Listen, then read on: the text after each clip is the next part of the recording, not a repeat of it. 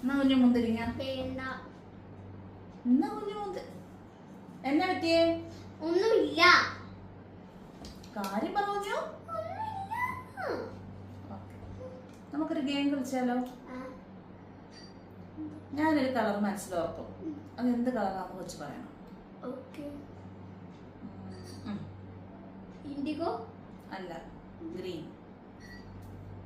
സാരല്ല, ഞാൻ 1 തൊട്ട് 10 വരെയുള്ളതിലൊരു നമ്പർ മനസ്സിലോർക്കും. ഏത് നമ്പർ അമ്മ മനസ്സിലോർത്തെന്ന് കൊച്ചു പറയണം.